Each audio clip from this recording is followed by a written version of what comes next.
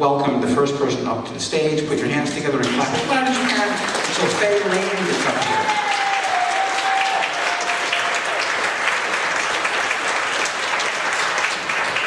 Hi.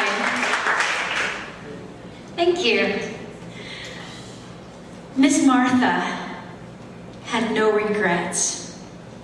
She said, "Baby, shooting my husband Jack was the best thing I ever did in my life. 'Cause I went to prison fat and I came back thin." When I was 10 years old, my mother bought a beauty shop in Texas. It was this old A-frame house that had been converted into a beauty salon, and it came fully equipped with a long line of hood dryers and big mirrors and swivel chairs in the front room and shampoo bowls in the old back bedroom. And it also came with something that perplexed me. It came with a lady, and that lady was Miss Martha.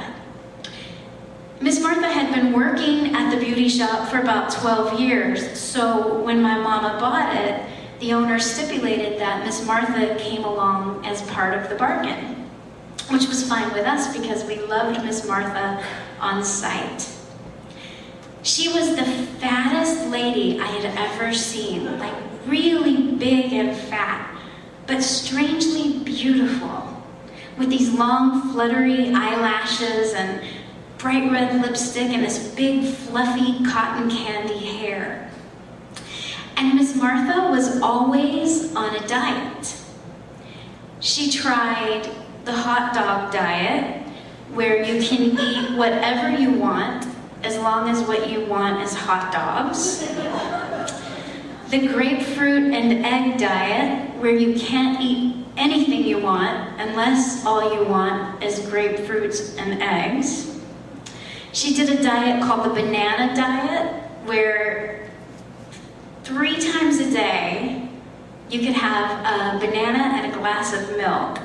3 times a day for 3 days. She lost weight on all of these diets, but the minute she went off of it, she would gain it right back. And she couldn't stay on them very long, which I totally understood, because, you know, as a fat little child, she was kind of my diet mentor, for better or for worse.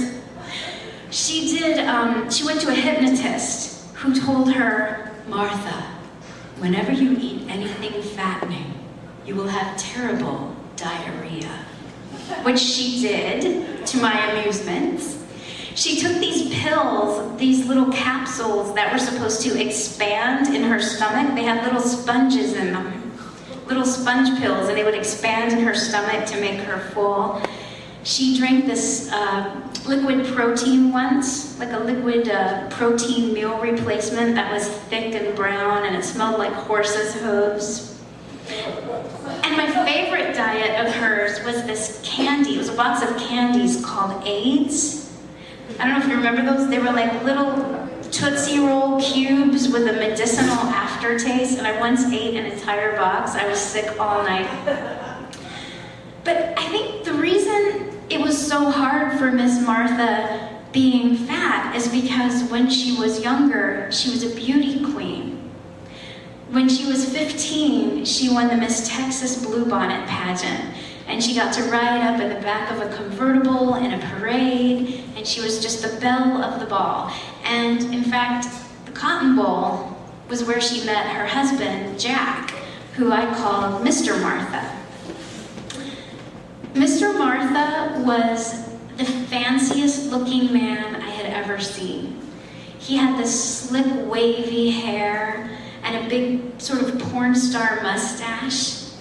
And he wore rings on both hands. She said, "Jack looks just like Burt Reynolds." But to me, he looked like kind of a hungry welcome back Cotter. Which made total sense because he was the drama teacher at Bryan Adams High School, which was the high school that I would eventually end up attending.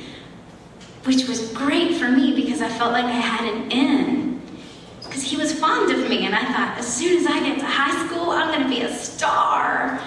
And Mr. Martha, whenever he would wait for Miss Martha, he would sit in the front parlor waiting for her to get off work, and I'd hang out and try to butter him up, you know, and I'd say, "Mr. Martha, you're so handsome." And he'd say, "Rhonda Faye, when you get to high school, I'm going to do a production of My Fair Lady, and you shall be my Eliza."